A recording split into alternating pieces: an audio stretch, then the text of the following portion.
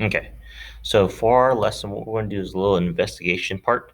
And the idea is for you guys to understand what the negative rule is. So in other words, we're talking about the negative rule, and I need to change that. So in other words, what the negative rule is, I want you guys to see if there's a pattern. So what's going to happen is I'm going to take my values and I want you guys to type it into your calculator. So in other words, I have 2 to the second power. So I go 2 raised to the second power, enter, I get 4. Okay. So now I can go back to my graph or my table and I have 4. 2 to the first, well, that's just going to be 2. 2 to the 0.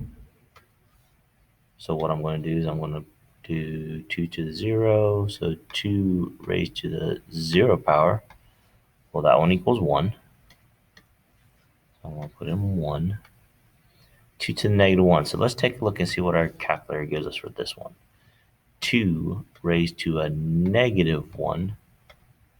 And I get 0.5. Okay.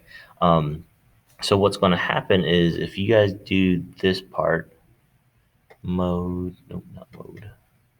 Now I want to turn that to a fraction. So it's going to take my answer, turn to a fraction, 1/2. Okay, so I have a half.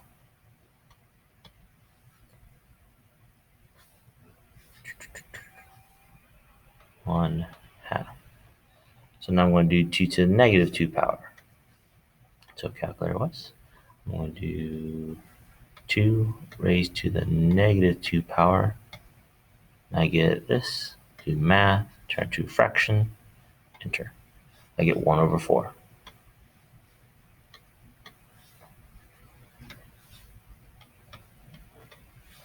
But let me write these fractions in a different way so that way you guys can see if there's a relationship.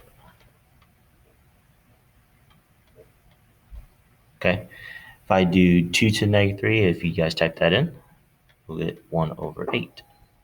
If I do 2 to the negative 4, I get 1/16. Okay, now I want you guys to pay attention to here. So 2 to the second, 2 to the negative second. Look at the values. Do you notice any patterns or any similarities here? Okay, and then likewise, I want you guys to take a look at this one. 2 to the first is this number. 2 to the negative first is now this number. Do they have anything in common? Okay, so when we look at the exponents, the negatives are what we call reciprocals. Okay, so in other words, we're going to take these values and flip it upside down. So if I do this one, I'll get 25. 5 to the first is 5. 5 to the 0 is 1. 5 to the negative 5 will be 1/5. 5 to the negative 2 power will be 1/25. 5 to the third would be 1/125. And then if I do 5 to the fourth power, that would actually be 625, right?